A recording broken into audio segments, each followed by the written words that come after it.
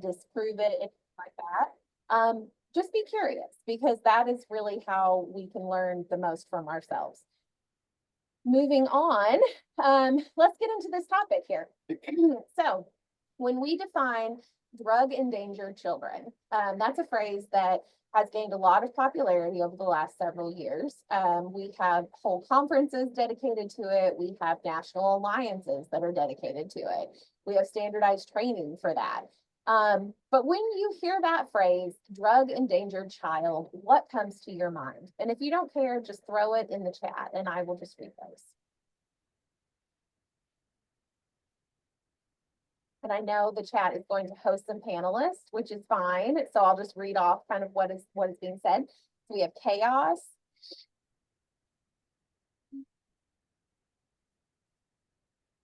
trauma, trauma, absolutely. Neglect, yes. Abuse, toxic, risk factors, yes. Exposure to risk, absolutely. Absolutely. Ooh, that's a good one. Instability, toxicity, unsafe.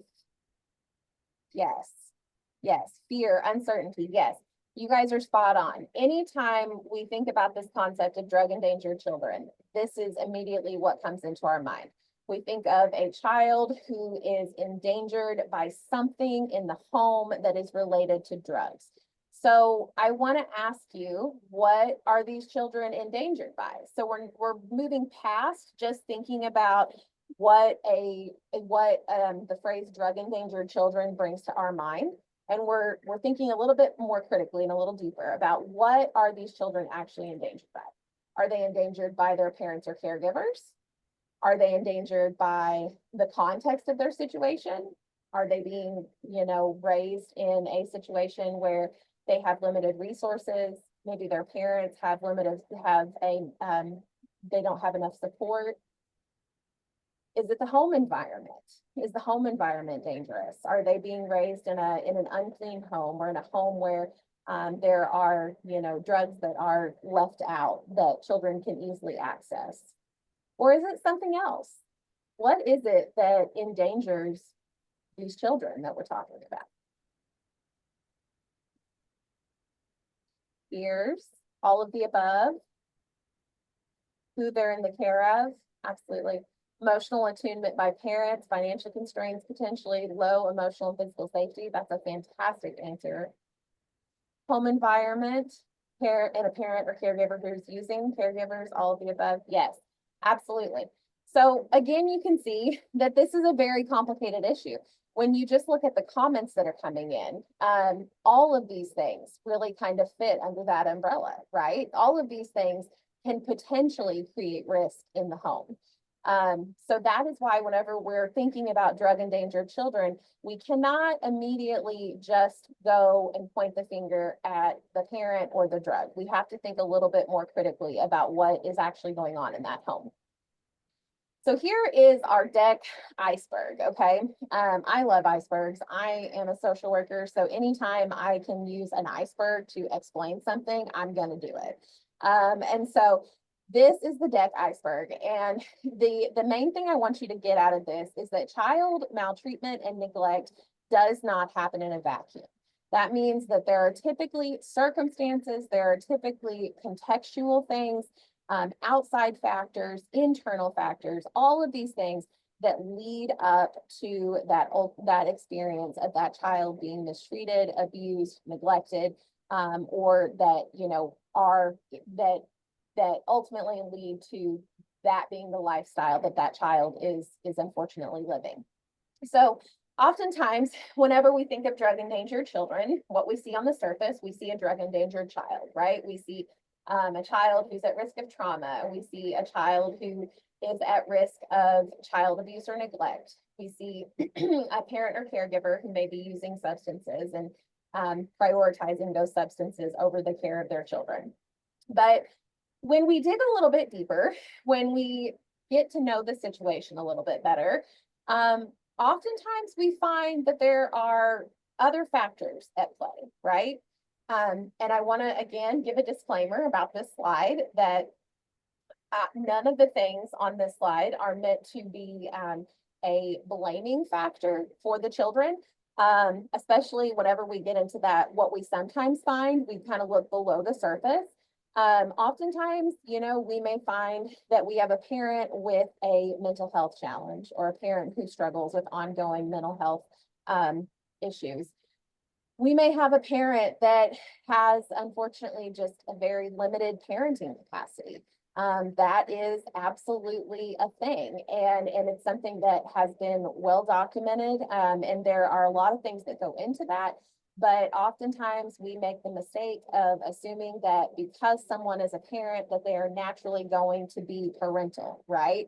And that is not always the case. Oftentimes they need some instruction, especially if they have grown up themselves in a home where some of these challenges have been present. We may also see parental addiction. We may see interpersonal violence, domestic violence. That's a big one. From the child's perspective, you may have a child who has kind of a, unstable temperament. I don't know how else to put that. As I say that, I would describe my own children as being in that category. Those children, we love them. We absolutely love them. They're beautiful. They're wonderful. But sometimes they can be very challenging, right? Let's just be honest here. We may also have child trauma happening. Is the child being traumatized by the situation? And then on the flip side, is the parent dealing with kind of some of the residual effects of some of their own childhood trauma that they may have experienced? Children's behavioral health and mental health challenges. Again, that can be another thing that can create a lot of stress and pressure in the home. And all of these things can ultimately lead to really dangerous and potentially risky situations, especially if you have a parent who has traditionally relied on coping skills related to drugs in order to deal with the feelings of overwhelm, feelings of stress, and other negative feelings that are just unfortunately a part of being a parent or a caregiver, right? So then if we dig even deeper, we often miss things, right? Whenever we're working with families, we always see the top. We always see, okay, this is a child who, has a parent with a substance use disorder. We see the risk. When we dig a little deeper, we may get some of this information out, as we're talking to the parent, as we're talking to the child, we may get some of this information about parent addiction, parent mental health, child's behavioral challenges, things like that. But oftentimes, what we don't dive into enough are the things at the very bottom of our iceberg. Those things oftentimes stay really hidden. Things like parent trauma, things that are really honestly completely out of the parent's control, things that are related to social determinants of health, like poor community environment, a lack of appropriate child care or respite options, limited employment opportunities, food insecurity, lack of a support network. All of these things are things that are really completely out of the hands of the parent or the caregiver. And yet they play such a huge instrumental role in the success and the sustainability and stability of that family. So whenever we look at this challenge, I know that many of us in here, many of the folks in here are with DCFS, which is very, very exciting. So you are probably very familiar with this challenge. Educators, I know you're also very familiar with this challenge. But I'm a data person, and so I always love to give some statistics here just to show kind of what this actually looks like, because it's very easy for us to kind of have some preconceived ideas that may or may not be correct. So as of today, or the most recent research, I should say, about 1 in 8 children in the United States live with at least one parent with a substance use disorder. So if you think of that, I always go back to rural because, again, that's where I'm from. So forgive me, just bear with me for a moment. But if you think of, say, a rural classroom, okay, at the school here in Gallatin County, you may have 20 kids in that classroom.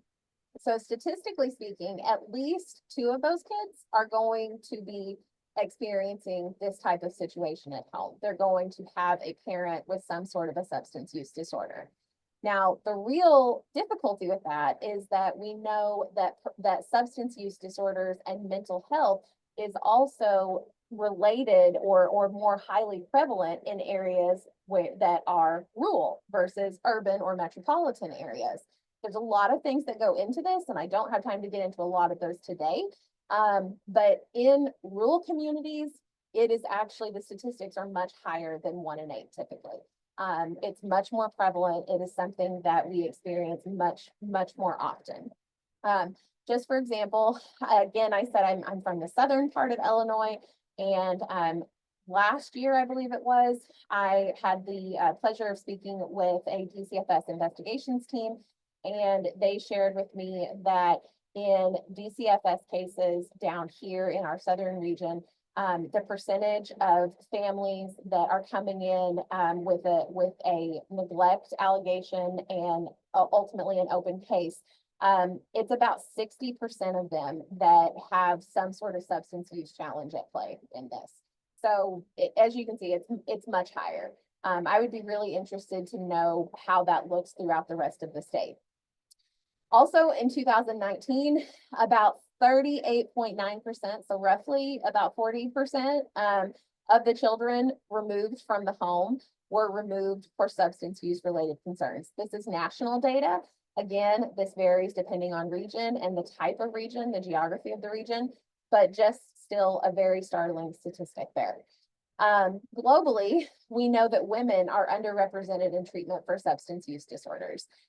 This is not new. If you have ever tried to find a women's treatment facility or a women's recovery home in the state of Illinois, especially the farther down south you move, you know that it is very difficult, nearly impossible oftentimes. And if you want to find a recovery home or a treatment facility where women can actually take their children with them to keep the family together, that's pretty much impossible at this point. Very limited, very huge need and gap in services that we have there. Taking it out a little bit farther, so going up to our kind of higher level view here, we know that adverse childhood experiences, childhood trauma, all of these things are connected with potentially higher risk for substance use disorders and mental health challenges. But according to this statistic, about 25 to 75% of trauma survivors report problematic alcohol use.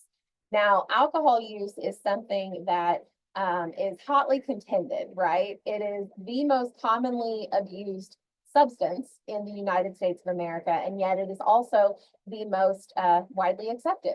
So it's just something to be aware of. The last statistic I want to touch on here is this last one that says that about 9 out of 10 people who struggle with a substance use disorder do not receive treatment. Unfortunately, that is absolutely true. That's true in the state of Illinois. That is true at a national level as well. There are many reasons why a person does not receive treatment if they are struggling with a substance use disorder. And again, those reasons can often be very complex and challenging and very often not what you imagine them to be. So just looking a little further here, we have our parent alcohol or other drug use as an identified condition or contributing factor for removal. Looking at Illinois, about 1 out of 5 children here. Okay, so this is from the AFCRS data from 2019, so it's a few years old. But in 2019, about 1 in 5 Illinois children who were put into foster care system, parental substance use was a factor that was cited in that. In Missouri, our neighbor here, 1 out of 2 children. Out of every 1 out of 2, so at least 50%, okay? Mind-blowing when you think of that. In Indiana, our other neighbor, 3 out of 5 children. So you're looking there at 60% or more children that are impacted by this challenge. And then in our bottom neighbor here, Kentucky, 2 out of 5 children. So about 30 to 40% there. So as you can see, this is definitely a challenge that we have to be familiar with across multiple sectors, right? This isn't just a DCFS challenge. This isn't just a child welfare or child protective services challenge. These are things that we all have to know. If you are working with youth, if you support youth in some capacity, whether you're a youth leader or maybe a Girl Scout troop leader or whatever, these are things that we need to know. You have to be kind of on the, the more you know, the better prepared you are to be able to identify situations that could potentially be risky for kiddos. Additional things that contribute to this, this removal and reunification, and I'm just going to briefly go over this, but there are some interesting points on this. Again, I always go back to rural. Rural areas generally have higher rates of maltreatment and foster care initiation. Rural areas often experience decreased access to medication-assisted treatment or medications for opioid use disorders and other treatment options. Rural areas also generally have higher rates of NAS.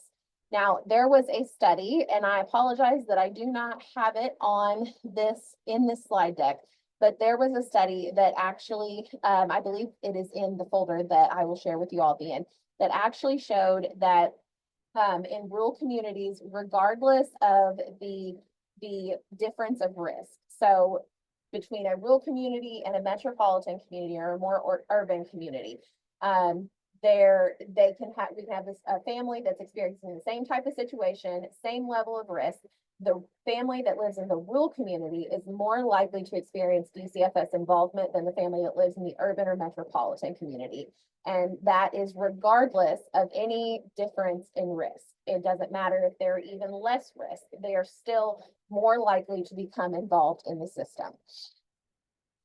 So as we talk through this here, we have to, this is kind of, I don't want to call it my argument, but this is kind of the different perspective that we come at this from, okay? Again, I told you this is probably going to be a drug endangered children or children impacted by addiction training that is different from most that you have seen. Because today we're going to actually kind of look at things through the parents' lens. Okay, we're going to look at the parents' experiences with substance use, with other, lifetime experiences through a trauma-informed lens. So we're revisiting here our deck iceberg, okay? We all know that family addiction can impact children. We've talked about this here now for 25 minutes. You all knew it before you came here.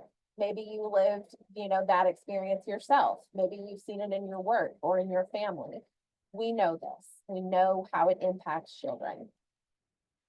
But to fully understand that issue, we have to dig deeper and see how things that we sometimes find may often be connected to foundational parent or family needs that are not currently being met.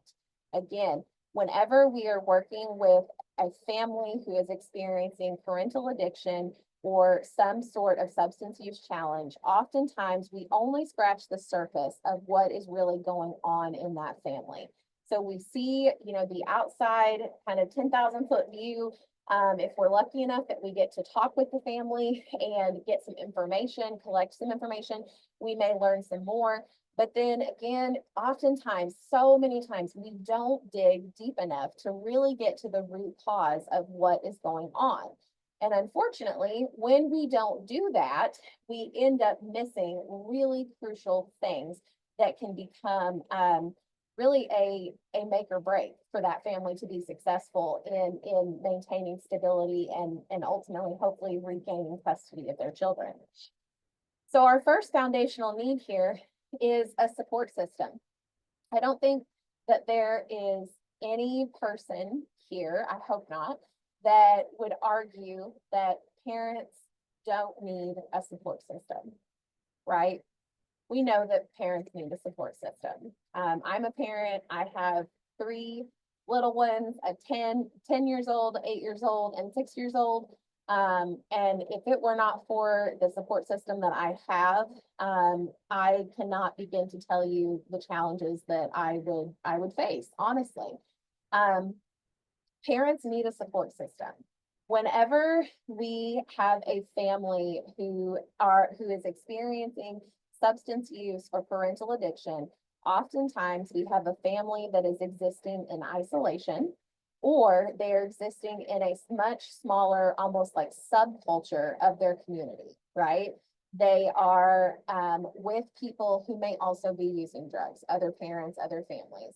They are with maybe their own family, if this has been a generational thing.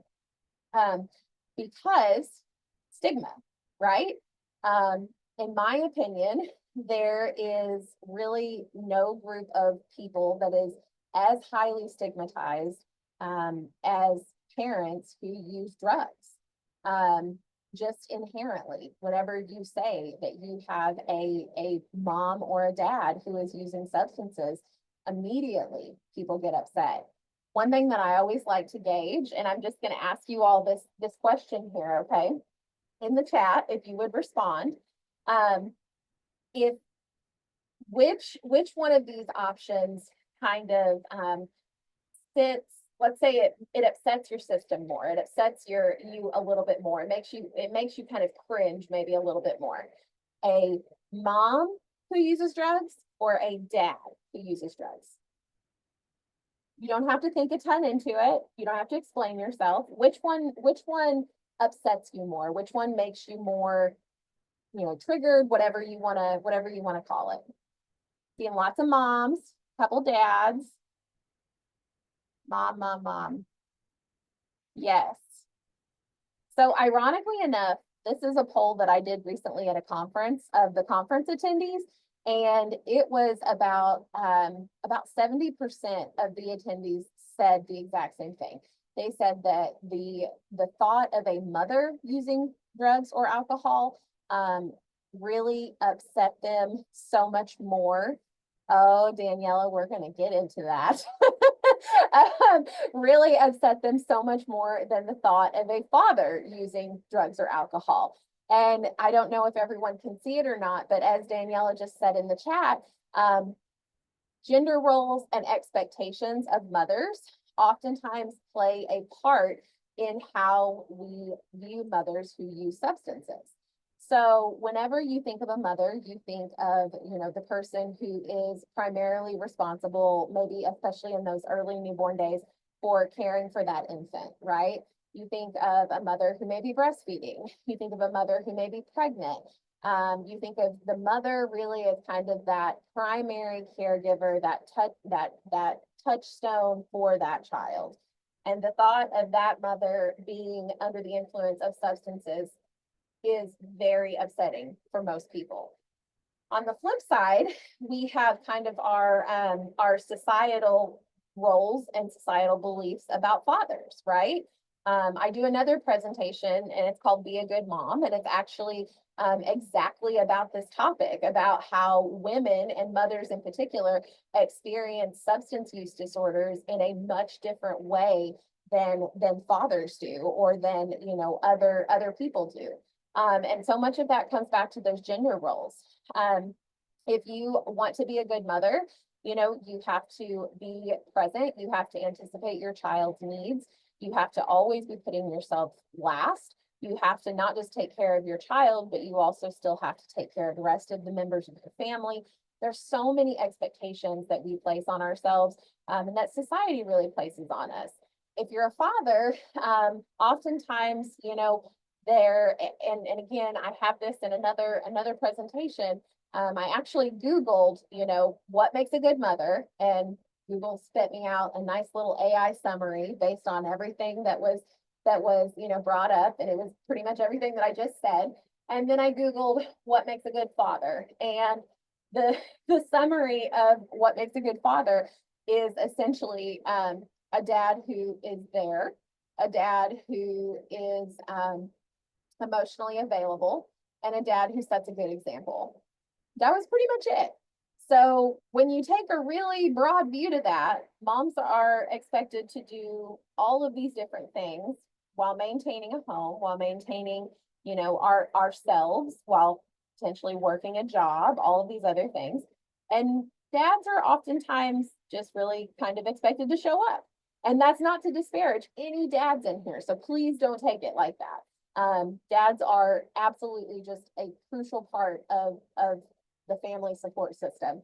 But I think we would all be lying to ourselves if we did not acknowledge that the expectations are different between mothers and fathers. And unfortunately, this plays a huge role in being able to get a support system if you are a parent who is experiencing a substance use disorder. If you are a mother who is experiencing a substance use disorder, you are going to be very fearful of reaching out for help. Why do you think that is? Why would a mother be more fearful of reaching out for help than a father potentially?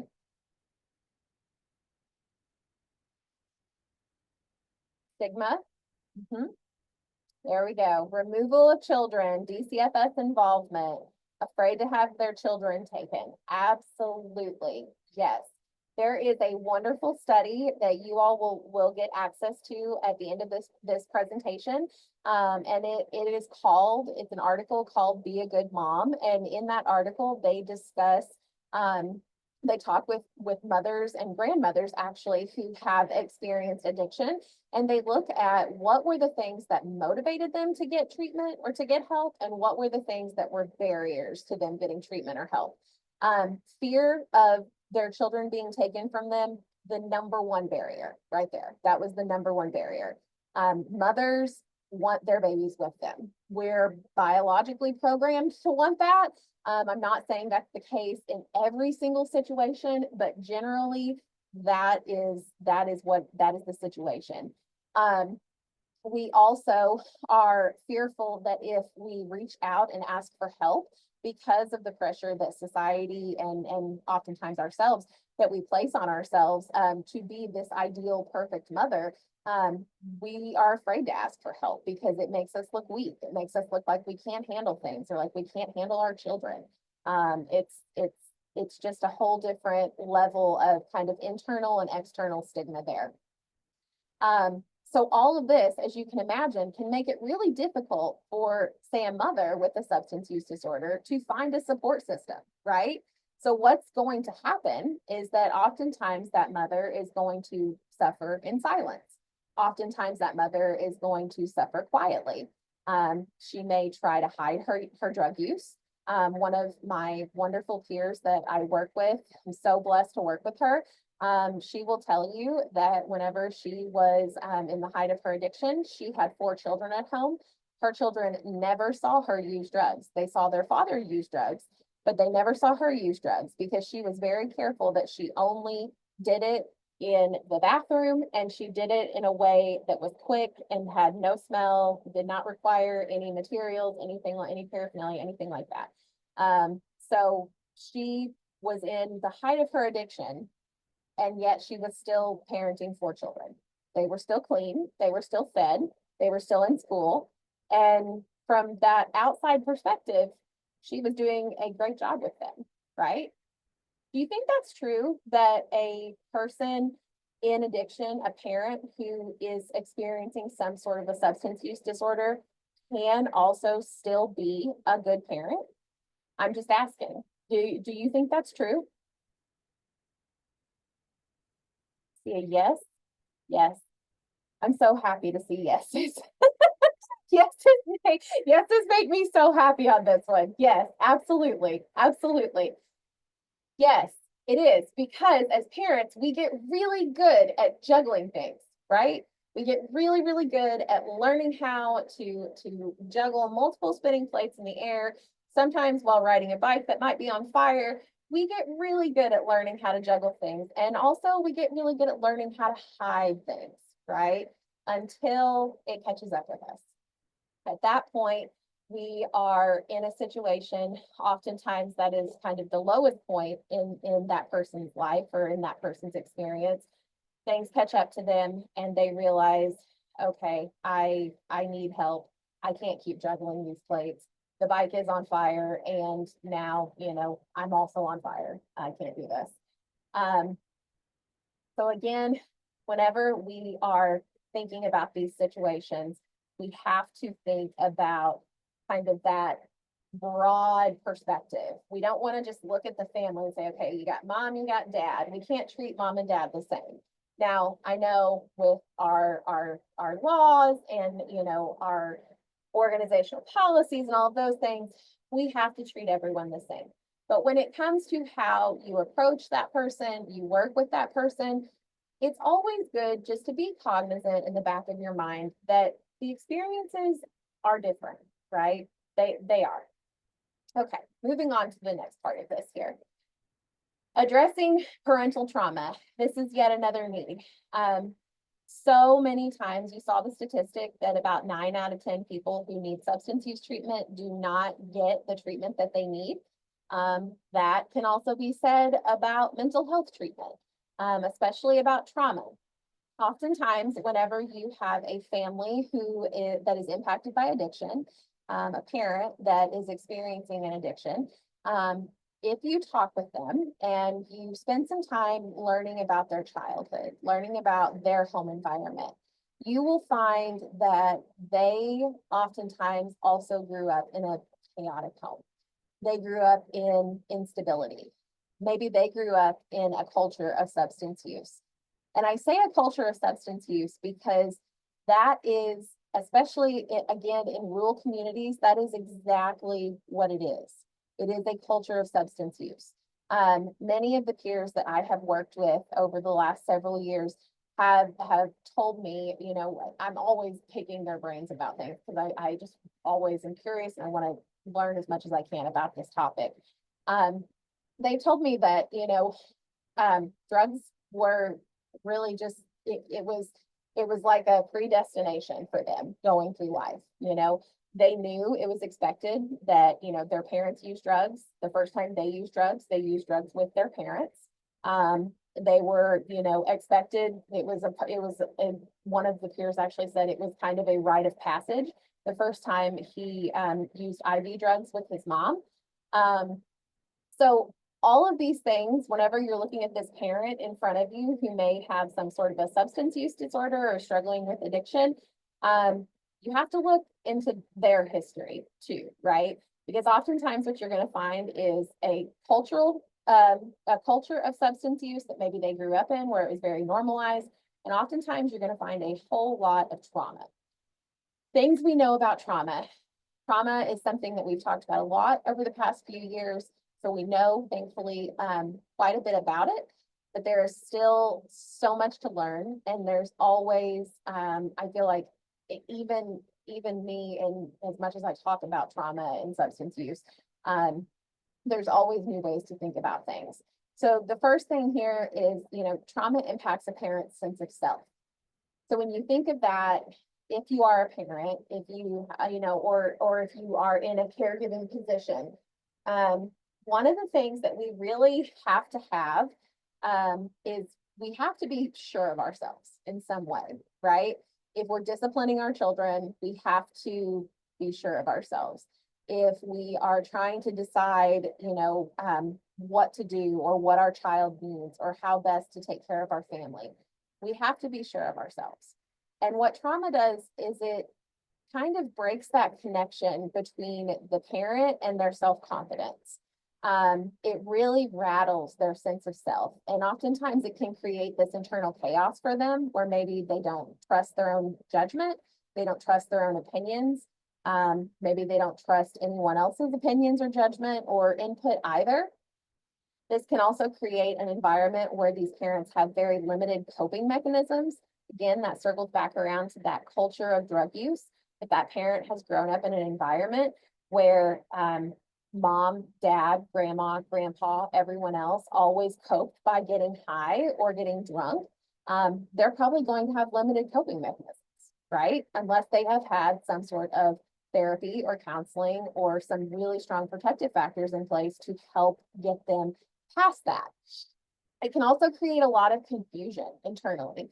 It can create a whole lot, again, of just questioning yourself, questioning your judgment. And that can create just more stress in general for the parent and for the family. We know that trauma also violates all of our personal boundaries. The two biggest things with trauma, in my opinion, is that it makes us feel, or it does cause a loss of control. We lose our sense of control over the situation. And whenever we feel like we have no control, oftentimes that comes with a loss of a sense of safety. Again, these things are experiences that maybe these parents experienced as they were growing up. They were never addressed, and now they are inadvertently passing these things on to their own children. Trauma impacts a person's ability to have healthy relationships. We know that, right? That is very common. I can't tell you how many times I have worked with individuals who, they will be doing really, really, really well. And then all of a sudden, or maybe they're in a really healthy relationship. And then all of a sudden they tank it, right? They just absolutely tank it. And it's not because, they like the drama or anything like that. A lot of these stereotypes, it's oftentimes because chaos and instability feels more safe and familiar to that person's brain than stability and consistency does. And typically people don't even realize that they're doing it until after it's done. It takes a lot of, I would say, therapy and a lot of self-awareness work in order to realize that you have that pattern in yourself. So if the parent has not had that access to those services or that type of support, they're probably not going to realize it. How does that relate to parenting? Well, parenting, in my opinion, is really one of the most intimate and authentic connections that a person can experience, right? Parenting or caregiving. You are connected with your children. You're connected with them, in a way that you are, anticipating their needs. You are, hyper aware of where they're at, what they're doing, all of these things. Hopefully you have a strong attachment with your children. All of these things really are based in kind of that willingness to be emotionally vulnerable with your children, or emotionally available, I should say, with your children. And whenever a parent has experienced trauma, whenever a parent is under the influence of substances, that ability to be emotionally available is going to be compromised. In some situations, not all, but in some situations it is.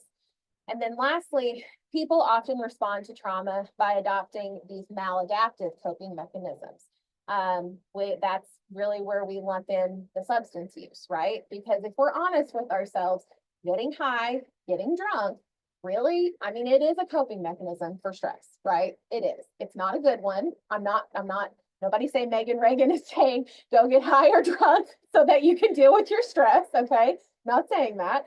But if we're honest to ourselves, it gets us out of our heads. It gets us, away from whatever circumstances are happening in our present. And it is a way to cope. It's not a good way. It's maladaptive, but it does do the job in some cases. It also helps us to avoid things that are making us stressed out or uncomfortable, or things that we don't know how to navigate. It can help us dissociate, so we're completely just checked out from whatever is going on around us. And then lastly, it can really fuel that sense of denial that this isn't really a problem. I'm fine. Everything is fine. My kids are fine. It can just kind of fuel that in a cycle. So as we talk about childhood trauma, parental trauma, and how that relates to substance use disorders, of course, I have to bring up adverse childhood experiences. Now, I'm sure that the majority of you in here are familiar with the adverse childhood experiences study. If you're not, I highly recommend that you read into it, because it is absolutely fascinating information. And it's really it's information that, in my opinion, solidifies the connection between our brain and our body and our experiences and our health. It's very fascinating. So in short, just a 20-second elevator, speech for ACEs. ACEs they identified 10 things in the original ACEs that people experience before they turn 18 years of age. If you experience the more of those 10 things that you have experienced, the higher your ACE score is. Some of the things on this are things that you would typically think of, like sexual abuse, physical abuse, neglect, parent incarceration, things like that. But some of them are also more common, divorce. Divorce is one of those things. Parent separation. Also, having a parent with a mental health disorder is one of those things. Having a parent with a substance use disorder is one of those things. These things, again, are fairly common in the world that we live in, right? And they have been for a long time. And so what they have found with the ACE study is that the higher your ACE score is, the more at risk you are of experiencing actual physical health impacts later in life. So I highlighted a couple examples here from a couple different studies. In this first study here at the top, they found that a higher prevalence of ACEs in subjects with a substance use disorder than in the general population. In the second one, compared to those people with an ACE score of 0 or an ACE score of 1, individuals with at least 4 ACEs were 4 times more likely to have problems with alcohol or drug use. You can see again how all of these experiences, how we are all really, going back to my very first slide, we are all really the sum of our experiences. We really are. We carry things with us that we don't want to carry maybe, but they're there. Something we need to remember when it comes to parental trauma, the experiences of the parent, is that most of the time, the adversity that that family is experiencing didn't start with the person that's in front of you. Most of the time, that adversity, that trauma, is generational in some way. Maybe it wasn't that person's direct parent, maybe it was a grandparent, but in some way, almost always, it is connected throughout the generation. It is, and it will unfortunately continue. Trauma and adversity will continue recycling through children, through generations, through adults, until someone steps out of the loop and decides, I'm going to do things different. I'm going to heal, and I'm going to try to do better than what I was given. These are just some interesting things. Again, I told you I'm a data nerd, but just some interesting things about influential factors in the ACEs and substance use correlation. I am going to actually, I'm going to pause for a minute, and I'm going to let everyone just kind of read the information on these slides. And then I want us to answer the question at the bottom. How do you think these dysfunctional experiences may shape the way a parent operates in their own family? So if you have a parent, you have an adult who's grown up in a dysfunctional family, they've grown up in a family where there's a lot of trauma, where there's a lot of adversity. Maybe they have an ACE score of 4, 5, 6, 7, 8, 9, 10. How do these dysfunctional experiences from their childhood translate and shape the parent that they are today? What are some examples that you've seen of that?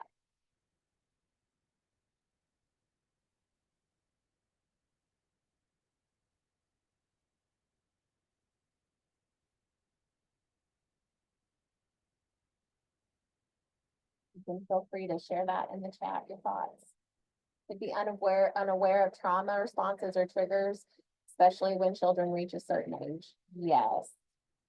Oh yeah, inability to emotionally regulate, repeating the negative problematic behaviors, a deficit in attachment, absolutely. Do what was done until you learn differently. Yes. Yes. Repeating behaviors, attachment. I keep seeing that word attachment come up. For anybody that may not know, attachment is a really, really interesting study area. It's really interesting, and it has a whole lot to do with how parents or caregivers relate to their children and how those children kind of reciprocate that relationship with the parent or caregiver. And so in order to have, the goal is always to have a secure attachment between a parent and a child. But in order to have that, you have to have a responsive parent who is able to be emotionally attuned and very responsive to the needs and the cues of the child. And you have to have a child who feels secure that their parent is going to be responsive and going to meet those needs. Now, as you can imagine, when you have substance use, mental health, trauma, all of these other factors at play, it can be very difficult to form that secure attachment. I'm not saying it's impossible, but it can be very difficult. I'm just reading some more things here. Having an issue, let's see here, having an issue with attachment relationships, modeling what's done in the home, skewed perceptions of who is safe to be around your family. Yes, that is a good one. Yes, yes, absolutely.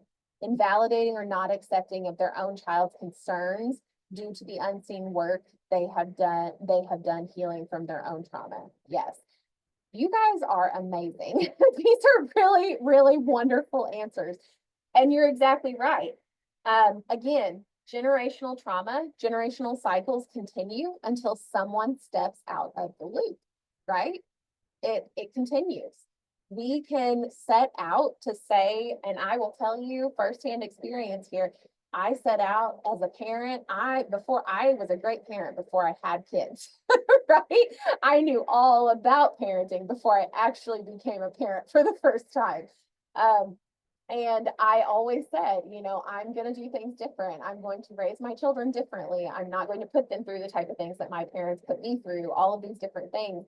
And yet it is still something that I have to confront pretty frequently in myself, because it is just, it's like a knee-jerk reaction that I go back to, you know, all of a sudden you say, oh, I think my dad came out, you know, like I hear my dad talking there, or I hear my mom talking here.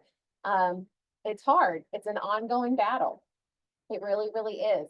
And whenever you have compounding factors of, you know, substance use, mental health, and then you have external issues like poverty and, you know, limited resources and no childcare or no respite, no ability for that parent to get a break. All of those things can really, really impact that parent and child relationship and just create so much pressure and stress and ultimately dysfunction in the home. Thank you guys so much for chiming in on that discussion. That was really, really wonderful. You all are being so interactive and I love it. So our third foundational need, this is our last foundational need. Okay. And this is really probably, if I had to rank the three of them, I would say this is kind of the ultimate foundation, meaning this is the very bottom. This is what we have to have in place before we can do anything else, before we can address parental trauma, before we can build a support system for that family or help them to grow their support system. We have to approach that family and that parent with understanding and acceptance. Now, am I saying acceptance of them using drugs with their kids in the home? No, absolutely not. That's not what I'm saying. What I'm saying is that oftentimes we have to accept that people are in challenging situations and that people do things that are not necessarily safe or advised when they're in those challenging situations. They do. It's a reality. If you have worked in child welfare, you know it's true. Accepting it can be the hardest part, especially if you are very, very passionate about supporting children or helping children and supporting families.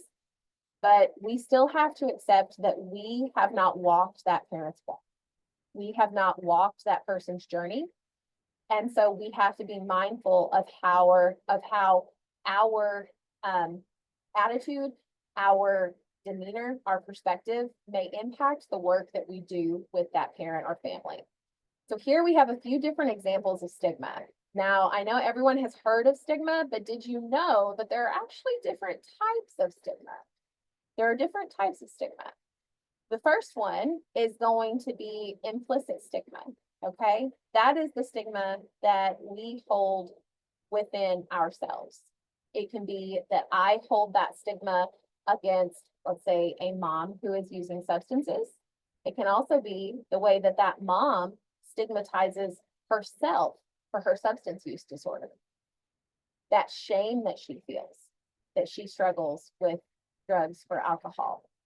It can be that stigma or that shame that that family feels that they aren't able to, you know, provide the best of the best things for their children because of financial constraints. All of those things, implicit stigma, it can be me looking at someone else. It can be someone else internally stigmatizing themselves or holding some sort of shame about their experiences and what they're doing. Explicit stigma, again, it's a lot more explicit. Explicit stigma is going to look like a person who has a history of drug addiction, and they go to the doctor because they've sprained their ankle, and the doctor sees that they have a history of substance use disorder, and immediately we're writing them off. We're talking about treatment. We're not talking about that sprained ankle, right? We're talking about potential treatment options or rehabs or detox or whatever it may be. That's explicit stigma. In action, you talk to people who use drugs, you will find out that one of the most stigmatized places that they ever have to encounter is a primary care physician's office. And that can absolutely be said for parents as well. We also have, again, just that higher level of parent, the stigma around parents who use drugs. And again, in my opinion, in my experience, that population is so stigmatized. And then whenever you have a mom who uses drugs, that's just a peak, that's at the pinnacle. You have a pregnant mom who's using drugs. That's probably the cherry on top right there. Parental child abuse and neglect stigma. That's another thing. Nobody likes to talk about the fact that their family is involved with DCFS, right? Just this week, for a grant that my organization received, we have to run DCFS background checks. And I have peers that work here that have DCFS cases in their history. And we had to talk about this because there is a box on that background check where you have to check that says, have you ever been involved with DCFS because of child abuse and neglect? And the shame and the stigma that comes with that is really, really difficult to overcome. We have to remember that the stigma also that is associated with family drug use, it doesn't just impact the person who is using the drugs. It impacts each and every member of that family, and especially the children. If you think about a child who, let's say it's a small community, and you know, maybe it's a school setting, okay? Everybody knows that little Billy's mom uses drugs. Everyone knows that. Little Billy shows up to school and, you know, maybe he is unclean. Maybe he's wearing clothing that doesn't really fit. Maybe he's hungry frequently. When another child in that class, let's say, has a birthday party, okay? Do you think that little Billy is gonna get an invite to that birthday party in most situations? Probably not. Probably not. It depends. Sometimes you have people that can be very kind and very open and accepting, but oftentimes you have parents who are going to say, well, we're not going to invite so-and-so because his mom is crazy, right? Or we're not going to invite so-and-so because we know what their family does. We know what they do, and we're not going to be a part of that. That affects the child. If we pretend that it doesn't, we're not being real with ourselves here. Expanding a little bit more on understanding and acceptance, we have to understand that there are multiple pathways to recovery. That is one of my favorite things that has come out of the recovery movement over the last several years. The idea that recovery looks different for everyone. There are multiple ways to get there. There are multiple pathways that people walk that are in recovery. And sometimes we're not going to agree with it, right? One hot button thing that I feel like I always hear about is somebody who, let's say, used to use methamphetamine, that they no longer use methamphetamine, but maybe they do use cannabis. Okay, is that person really in recovery? You would be surprised the number of people that debate that. A lot of people debate that. Some people say that cannabis is, you know, a harm reduction technique for some of the more harder substances. Some people say that you can't be considered in recovery unless you're completely abstinent.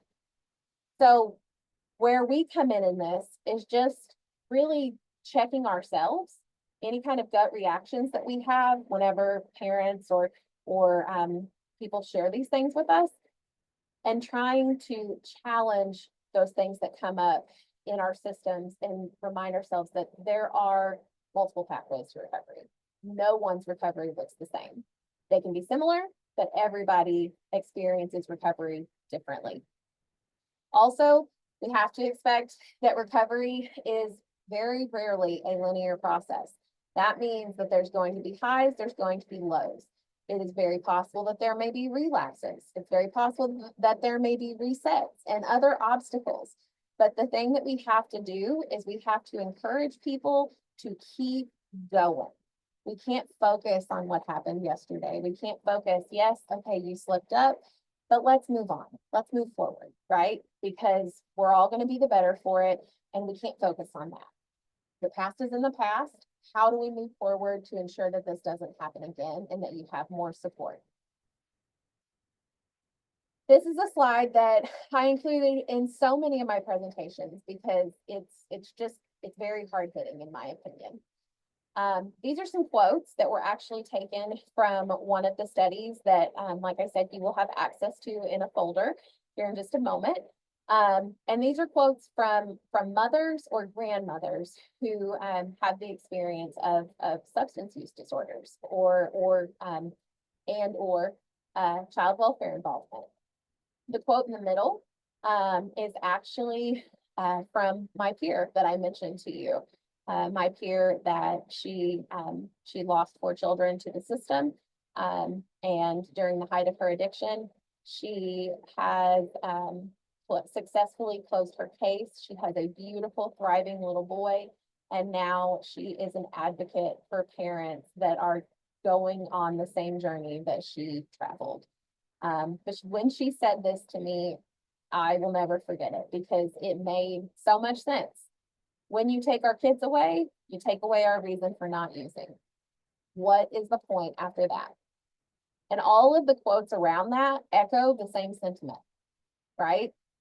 They say the kind of sum of this is that the kids are a motivation for that parent to get clean, for that parent to get sober, right? And when you take them away, when you take away that parent's access to those children, even if it's just through visits, when you take those things away, you're really taking away a huge motivator for that parent to get better. Now, am I saying that's going to be the situation in every case? Absolutely not. Parents have to be ready and they have to want it, right? And those are my peer's words. I defer to her so much when it comes to this because she has walked this experience and I have not. But she told me the other day, she said, Megan, if your kids are involved with DCFS, either you want your kids back and you're going to do what they say, or you don't want your kids back enough. That's it. She said, there's no in between. She said, when it comes to addiction, obviously, yes, that is a huge challenge. But she said, I've had multiple DCFS cases, and the ones that I was not able to close successfully, she was at a point, that other things were more important to her brain. You have to want it. And I do firmly believe to my core that most parents want it whenever their brains are not hijacked by addiction. They want to be there for their children. They want to raise their children. They want to be in their children's lives. So how do we move forward from this? Well, as you can see, there is really no single solid answer, right? Again, this is a very complicated challenge. This is a complicated thing. There's no one right way that's going to work for everyone. But there are things that we can do that can lay the foundation for communities that are more supportive of people who are experiencing addiction, for communities that pull those people into the fold before they come to the attention of CPS. There's things that can be done. So from a prevention standpoint, we have to educate widely and loudly. That means we're giving people who are in recovery people who have navigated these circumstances, especially parents who have been through these circumstances. We're going to give them the microphone. We're going to give them the microphone so they can share their story, so that they can generate some hope for the person who is currently walking that path that they have already been through. We are also going to try to help set parents up for success by helping them to build that support network. I can't stress that enough. It does not have to be family. It can be friends. It can be colleagues or people they work with. It can be providers. It doesn't matter, but they need support. Parents need support. They need respite. They need childcare options. When they are feeling stressed out, when they are feeling like they are, if you have someone who is in recovery and they're very stressed, and let's say they're triggered and they're really tempted to use, you have to have something. We have to have some way for them to get some relief, right? We have to. Otherwise, they're going to end up being pushed over that edge there. We have to engage with families in fun and non-clinical settings that help to build rapport and relationships. Now, this is one of my favorite and really one of the most exciting things that we are getting to do right now at CIRA. We have a program, and it's called the BRIC program. BRIC stands for Building Resilience in Caregivers and Kids, and it has a special focus on parents with substance use disorders. And basically, our whole goal is to engage these families before they ever have to be involved with DCFS. By the way that we do that is by creating an environment where they can come and ask for help without any judgment, where they can come and get a break, where when they walk in, we are excited to see them. If they bring their kids with them, we play with their kids. We, invite them into the fold. We bring them out of that isolation where a lot of risk can often exist, and we bring them in. We bring them into the fold. That is really our goal. Not only that, but we also, through the BRIC program, and this is one of the recommendations for prevention here, we also help to support the basic needs of these families.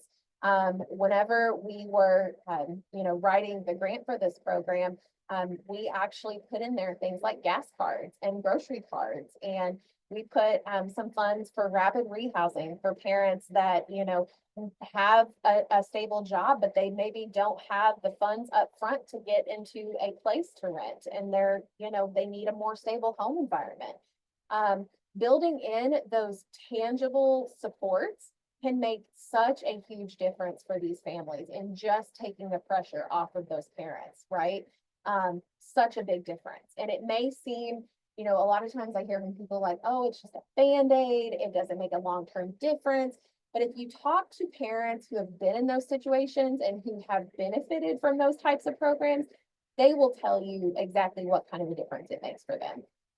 They will tell you exactly how important that, $20 grocery card was for them. It just gave them just a little peace of mind that they were going to be able to put some food on the table for their kiddos that night. When it comes to intervention, this is when, we maybe are at DCFS involvement, or, we're close to it. We realize there's an issue and we have to do something. We're stepping in somewhere. The very first thing right out of the gate, and I say this, if you don't do this, you're not going to most likely be successful. You have to create a safe and non-judgmental space for those parents to access services. They cannot come to your office, come to your space with just full of fear that they are going to be judged or stigmatized because of the challenges that they're facing. You're not going to be able to get anywhere with them if that is the case. You have to create a safe and non-judgmental space. And that always circles back around to that prevention. When we build those relationships and those connections before the problem arises, before we're aware of the situation, that makes that family more likely to use those resources whenever the trouble happens, whenever it really kind of hits the fan. We also want to intentionally engage at-risk families in support services with paraprofessionals. I can't say this enough. Paraprofessionals, peer support workers, community health workers all of the people with lived experience have so much to offer when you're working with a family who is going through this type of challenge. They have so much to offer. As I said, I'm a social worker. I have my own experiences with things like childhood trauma and mental health. I do not have as much of the substance use experience. And so whenever it comes to supporting a parent at CIRAC who's navigating this circumstance, I'm not the person for them. The person for them is going to be my peer who has walked that journey, who knows what it feels like to have to ask for help whenever you're terrified your kids are going to be removed. That is the person to talk to them. It's not me. The education, as far as that goes, it doesn't matter. She is a lived expert in that, and she is the person to talk to that family and to talk with that parent. If she's going to get much farther than I will. We also want to educate, always educate parents about their rights and their responsibilities. So often, so often, things happen with families, and parents are not properly educated about what their actual rights are and what their responsibilities are. I'm not going to ever say that this is done intentionally because I truly don't believe that it is. I think it is just an example of how overburdened our system is on so many different levels. But we have to make sure that parents are educated and that they understand what they can consent to and what they can dissent to, and then what the potential ramifications of those things are. We want a safety plan, and safety plan from a harm reduction perspective. I'm a huge harm reduction advocate. Whenever I'm talking about safety planning from a harm reduction perspective, I'm talking about coming up with, let's say, a relapse plan with that parent that, hey, let's identify your triggers that could potentially trigger a relapse. And then let's figure out if you relapse, what can we do with the kiddos to make sure that they're safe? Who can you leave them with? Who can watch them while you go and take care of yourself, while you go and get some help? We have to plan those things ahead of time. And then lastly, looking into recovery, we have to just encourage that stability by realizing that recovery involves so much more than just not using drugs. Recovery is also about having a job. It's also about having a home, having stability in general in your life, having that support network in those relationships. All of that is such a huge part of recovery. And unfortunately, that is a part for people, especially who have dealt with chronic addiction, that it can take a very long time for them to rebuild those things because of a lot of different barriers.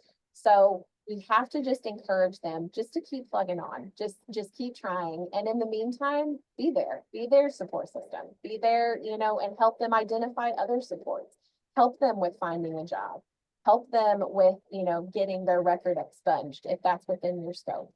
Help them with all of these things that could potentially be roadblocks to them moving on in their recovery and in their life, and ultimately in bettering themselves and their family.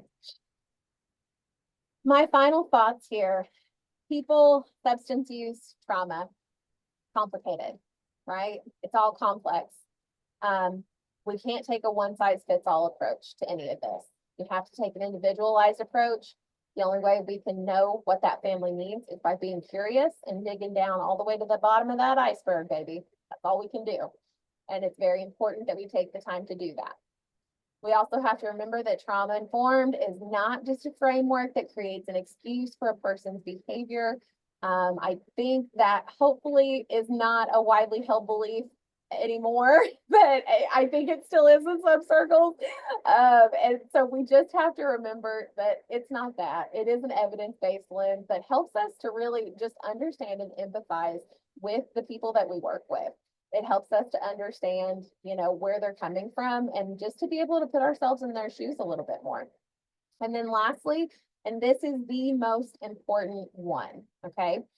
Self-awareness of biases and your own stigmatized beliefs is an ongoing process that will never be finished for most of us. It will never be finished for me. It will never be finished for most people on this call. We are always going to have to challenge our own knee-jerk reactions, our own internal biases, and our own stigmatized beliefs. If you think you have tackled all of them and they're not a problem for you, reassess. because I guarantee you're not done.